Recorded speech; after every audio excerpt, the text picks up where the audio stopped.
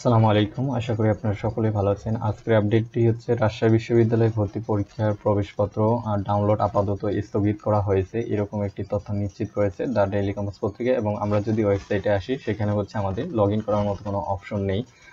এটি বর্তমানে অফ করে দিয়েছে। তাহলে কবে থেকে হচ্ছে প্রবেশপত্র ডাউনলোড করা যাবে এইসব বিষয় নিয়ে আজকে আমরা বিস্তারিত জানবো। তো আপনি যদি আমার চ্যানেল নতুন হয়ে থাকেন অবশ্যই চ্যানেলটি সাবস্ক্রাইব করবেন পরবর্তী কোনো বিশ্ববিদ্যালয়ের আপডেট। তো যা রাজশাহী বিশ্ববিদ্যালয়ের প্রবেশপত্র এক্সামের অর্থাৎ পরীক্ষার 3 দিন আগে ডাউনলোড করা যাবে, এটি হচ্ছে তারা নিশ্চিত করেছে। এখানে কিন্তু বলছে যে যারা অ্যাডমিট কার্ড ডাউনলোড করতে পারেনি তাদের আবারও সুযোগ দেওয়া হবে। সংশ্লিষ্ট ইউনিটের ভর্তি পরীক্ষার 3 দিন আগে আবার সুযোগ দেওয়া হবে, অর্থাৎ যারা বি ইউনিটের ভর্তি পরীক্ষা তারা আগামী 9, 10, 11 এপ্রিল ডাউনলোড করতে পারবে এবং এ ইউনিটে যাদের ভর্তি 16, 17, 18 এবং সি ইউনিটে যাদের ভর্তি পরীক্ষা 23, 24, 25 এপ্রিলে প্রবেশপত্র ডাউনলোড করতে পারবে। অর্থাৎ রাজশাহী বিশ্ববিদ্যালয়ে পরীক্ষার 3 দিন আগে তারা অ্যাডমিট কার্ড প্লাস হচ্ছে সিট প্ল্যানও তারা প্রকাশ করে দিবে, অর্থাৎ কোন বিল্ডিংয়ের কত নম্বর রুমে সেটি হচ্ছে আপনারা হচ্ছে লগ ইন করে দেখতে পারবেন। অর্থাৎ এখানে কিন্তু ভর্তি পরীক্ষা কবে কোন ইউনিটে এগুলো হচ্ছে দেওয়া রয়েছে।